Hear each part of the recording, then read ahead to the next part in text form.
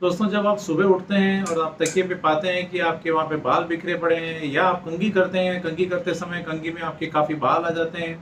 या आप हाथों हाथों को बालों में डालते हैं और आपके हाथों में बाल आ जाते हैं, आप स्नान करते हैं, आपके बाल टूटने लग जाते हैं और आपके हाथों में बाल आते हैं। ऐसी कंडीशन में जब आप बालों को इस तरह से टूटता हुआ देखते हैं, तो आपको काफ़ी घबराहट होने लग जाती है और आपको लगता है कि कहीं सारे बाल चले नहीं जाएँ, कहीं आप गंजे नहीं हो जाएँ। चाहे वो पुरुष हो, चाहे महिला हो, दोनों में इस तरह की फीलिंग आती है। लेकिन दोस्तों, क्या यह सही है? क्या यह इस तरह के जो बाल टूट रहे हैं, क्या ये नॉर्मल है या ये एबनॉर्मल है, या यानी आपको एक्सेस हेयर फॉल हो रहा है? और आपको दिन में कितने बाल टूटते हैं तो वो आप नॉर्मल माना जाता है? इसके साथ साथ ही बालों का जो टूटने का क्या कारण होता है और आप उसको किस तरह से आप रोका जा सकता है?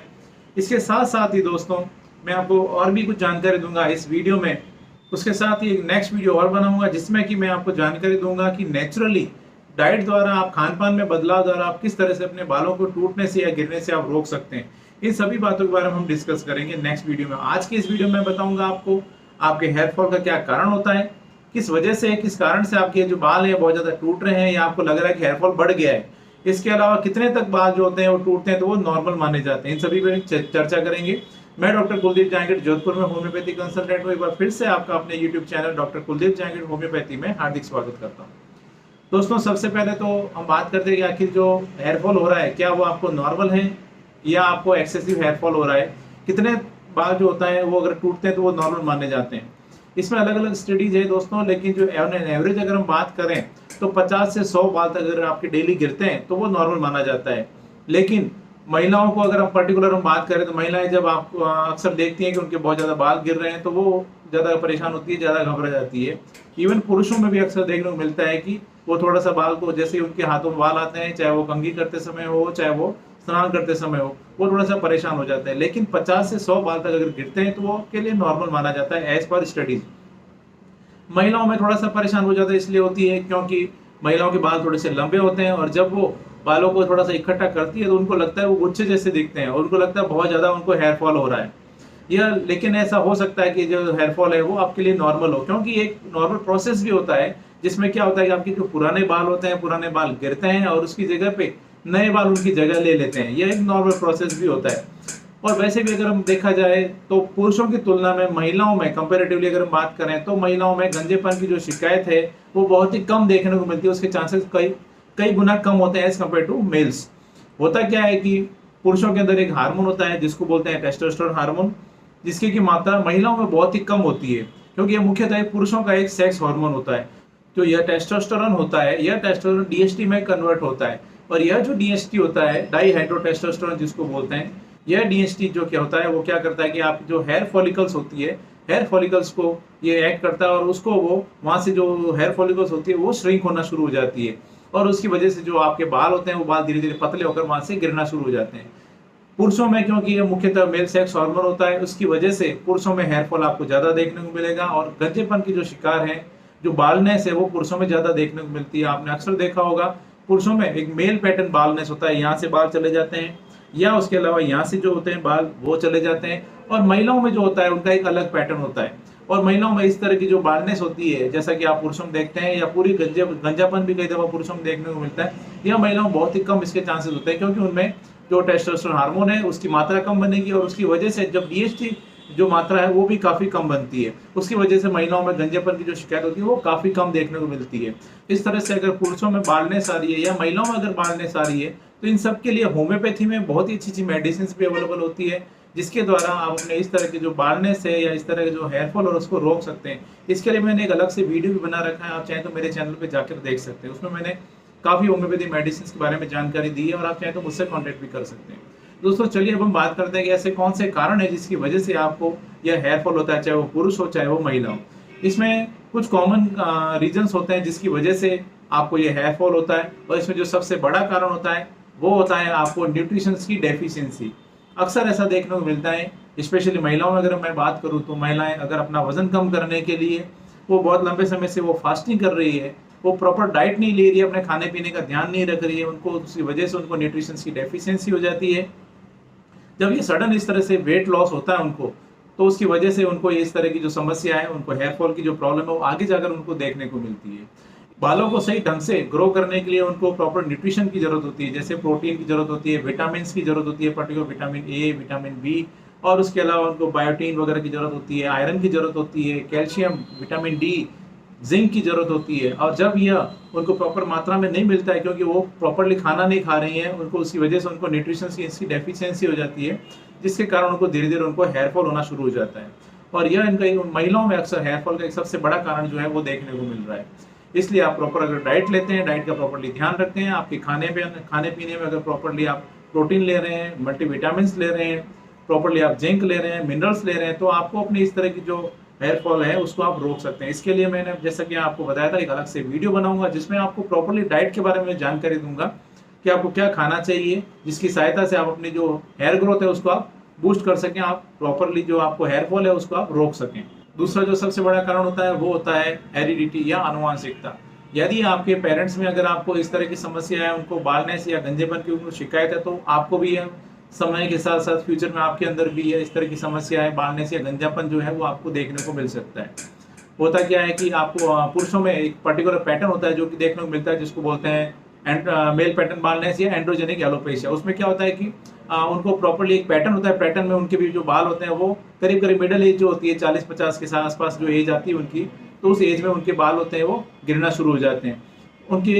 जो बाल होंगे वो प्रॉपर्ली एक मेल पैटर्न, यानी उनको या तो यहाँ से सामने से बाल जाएंगे, उसके साथ साथ हो सकता है उनको ऊपर से बाल जो होते हैं वो चले जाएं, या इस तरह का एक पैटर्न होता है, वो उनको पुरुषों में अक्सर ये देखने को मिलता है। और इसमें जेनेटिक एक फैक्टर, एक बहुत बड़ा एक फैक्टर होता है। महिलाओं में भी एक पर्टिकुलर पैटर्न होता है, वो उनमें देखने को मिलता है, यानी उनकी जो जो हेयरलाइन होती है जिसको मांग बोलते हैं, महिलाएं जो मांग होती है, उसकी जो मांग होती है वो मांग धीरे धीरे उनकी चौड़ी होना शुरू हो जाती है, और धीरे धीरे वहाँ पर जो उनको स्किन होती है स्कैल्प की, वो उनको धीरे धीरे दिखना शुरू हो जाती है। उनके जो बाल होते हैं वो बाल धीरे धीरे पतले होना शुरू हो जाते हैं, और पतले होकर वो टूटना शुरू हो जाता है, उनकी जो हेयर फॉलिकल होती है वो श्रिंक हो जाती है। अगला जो कारण होता है वो होता है एजिंग। एज के साथ साथ में आपकी जो बाल होते हैं, बाल गिरना एक बहुत ही कॉमन एक प्रॉब्लम होती है, क्योंकि एज के साथ साथ आपकी जो बालों की ग्रोथ होती है वो ग्रोथ धीरे धीरे कम होना शुरू हो जाती है। उसकी वजह से एज के साथ साथ आपको हेयर फॉल जो होता है वो देखने को मिलता है। यह भी इसका एक काफ़ी एक बड़ा कारण होता है। इसके बाद में अगर महिलाओं में बात करें तो कुछ डिजीज कंडीशन होती है या कुछ मेडिसिन होती है जिसकी वजह से भी महिलाओं में इस तरह की जो प्रॉब्लम वो देखने को मिलती है। पर्टिकुलर बात करें, अगर महिलाएं अगर बर्थ कंट्रोल पिल लेती है तो उन पिल्स की वजह से भी महिलाओं में इस तरह की जो समस्या है वो उनको देखने को मिल सकती है। उसके साथ साथ ही अगर महिलाओं में एक डिजीज कंडीशन होती है जिसको बोलते हैं पीसीओडी, अगर महिलाओं में पॉलीसिस्टिक ओवरियन डिजीज है, पॉलीसिस्टिक ओवरियन सिंड्रोम है, तो उसकी वजह से महिलाओं में इस तरह से कुछ हार्मोनल बदलाव आते हैं, और हार्मोनल बदलाव की वजह से महिलाओं में अक्सर ये जो समस्या है वो देखने को मिलती है। उनमें फीमेल पैटर्न बालनेस है जो कि उसकी वो शिकार हो जाती है, और उनमें बाल जो होते हैं वो धीरे धीरे झड़ना शुरू हो जाते हैं। और अक्सर ये पीसीओडी के साथ साथ में अगर मेनोपॉज की जो एज होती है जिसमें उनकी महिलाओं की माहवारी रुक जाती है, और उसके आसपास की जो एज होती है जिसमें भी उनमें हार्मोनल कुछ बदलाव आते हैं, तो उन बदलाव के कारण भी महिलाओं में बालनेस की जो उनकी शिकायत होती है या हेयर फॉल की जो शिकायत होती है वो देखने को मिलती है। इसके अलावा अगर थायराइड के अगर आप शिकार हैं तो थायराइड की वजह से भी, चाहे वो पुरुष हो चाहे महिला, उनमें बालनेस या हेयर फॉल की जो प्रॉब्लम है वो देखने को मिलती है। इसके साथ ही कुछ डिजीज कंडीशन है पर्टिकुलर, उसमें जो काम में ली जाने वाली कुछ मेडिसिन होती है, उसकी वजह से भी आपको इस तरह की समस्या जो हेयर फॉल है, हेयर फॉल आपको देखने को मिल सकता है। पर्टिकुलर हम बात करें अगर जैसे कि अगर आपको ब्लड थिनर अगर आप ले रहे हैं उसकी वजह से हो सकता है। अगर आपको आर्थराइटिस की शिकायत है, उसमें कुछ मेडिसिन है काम में ले रहे हैं तो उसकी वजह से हो सकता है। आपको अगर ब्लड प्रेशर की शिकायत है, हाइपरटेंसिव है आप, तो उसमें काम में आने वाली कुछ मेडिसिन होती है, उसकी वजह से भी आपको ये शिकायत है वो देखने को मिल सकती है। इसके अलावा अगर आपको कैंसर है, अगर कैंसर में आपको कीमोथेरेपी या रेडिएशन चल रहा है तो उसकी वजह से भी अक्सर ये सब प्रॉब्लम है, उनको जो हेयर फॉल है वो उनको शिकायत आ सकती है। और लेकिन कुछ समय बाद में जब आपकी थेरेपी आपको बंद हो जाती है तो उसके बाद में वापस से आपकी जो बालों की ग्रोथ है वो ग्रोथ वापस हो जाती है, और आपको जो नॉर्मली जो आपके पहले जैसे बाल थे वैसे आ जाते हैं। इसके अलावा अगर आपके सिर में डेंड्रफ है, आपको बहुत ज़्यादा इचिंग होती है स्कैल्प में, आपको स्कैल्प में अगर आपको डर्मेटाइटिस या सोरियासिस हो गया है तो उसके कारण भी आपको ये जो इस तरह से बाल जो होते हैं वो बाल चले जाना शुरू हो जाते हैं, और आपको बालनेस या आपको हेयर फॉल की शिकायत है वो देखने को मिलती है। इसके अलावा एक और जो बड़ा कारण होता है आपको हेयर फॉल का वो होता है एलोपेशिया एरेटा। एलोपेशिया एरेटा में क्या होता है कि आपके जो बाल होते हैं, बाल जो होते हैं वो आपके पैचेस में जाना शुरू हो जाते हैं, राउंड राउंड आपके सर में सर्कल बन जाएंगे, पैचेस बन जाएंगे जो एक या एक से ज़्यादा हो सकते हैं, छोटे या बड़े भी हो सकते हैं। ये आपके सर में हो सकते हैं, आपके बियर्ड में, दाढ़ी में हो सकते हैं, शरीर पे कहीं पर भी हो सकते हैं, और उसकी वजह से आप जो बाल हैं वो बाल जाना शुरू हो जाते हैं वहाँ पर। इस तरह की जो ये कंडीशन होती है जिसको बोलते हैं एलोपेशिया एरेटा, ये एक ऑटो इम्यून डिजीज होती है। इसमें क्या होता है कि आपकी जो इम्यूनिटी होती है, डिफेंस मैकेनिज्म होता है, वह आपके जो हेयर फॉलिकल्स होते हैं उस पर अटैक करना शुरू हो जाता है और उसकी वजह से वहाँ के जो बाल होते हैं वो बाल जाना शुरू हो जाते हैं और वहाँ पे आपके जो राउंड पैच होता है, पैच चिकना चिकना पैच होता है वो बन जाता है। इस तरह का जो एक बड़ा कारण है वो भी देखने को मिलता है आपको हेयर फॉल के लिए।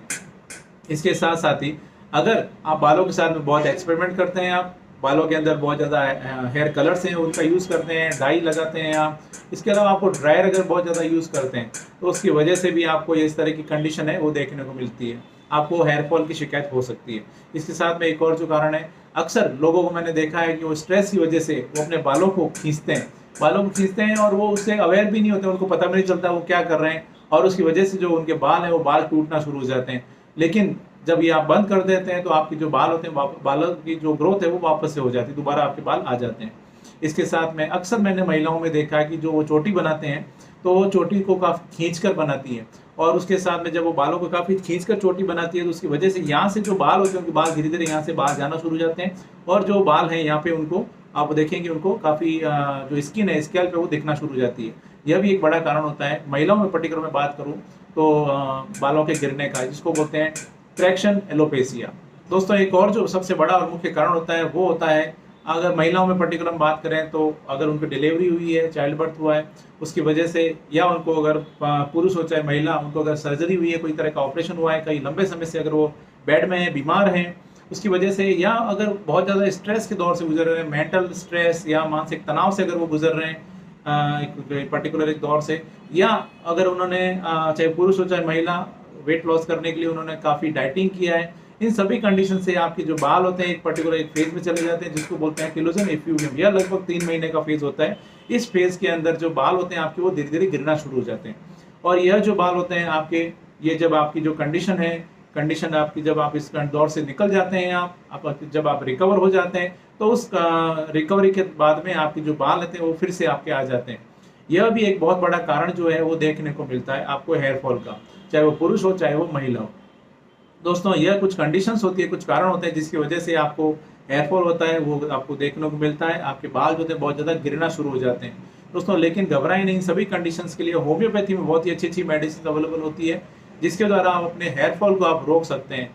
इसके लिए आपको प्रॉपर कंसल्टेशन की जरूरत होती है। आप चाहें तो मुझसे कांटेक्ट कर सकते हैं, मैंने अपना पता और डिटेल यहाँ पर दे रखा है। दोस्तों मैं उम्मीद करता हूँ आज मैंने आपके साथ में जो भी जानकारी शेयर की आपको ये पसंद आई है और आपके लिए फायदेमंद साबित होगी। इसी तरह मेरे साथ जुड़े रहें, इस चैनल को सब्सक्राइब करें, बेल आइकन जरूर दबाएं ताकि मैं जैसे भी कोई नेक्स्ट वीडियो अपलोड करूँ आपके पास उसका नोटिफिकेशन आ सके। दोस्तों इसके अलावा नेक्स्ट वीडियो में आपके लिए एक और लेके आ रहा हूँ जिसके अंदर मैं आपको डाइट के बारे में जानकारी दूंगा कि आपके बालों को हेल्दी रखने के लिए, अच्छी तरह से ग्रो करने के लिए ऐसा खाने पीने में आपको क्या बदलाव करना चाहिए, कौन सी चीज़ें आपको खानी चाहिए ताकि आपको एक हेल्दी और आपको अच्छे बाल हैं जो कि आपको मिल सके और आप अपनी जो हेयर ग्रोथ है, हेयर ग्रोथ को आप पा सकें और अपने बालों को गिरने से आप बचा सकें। Thank you.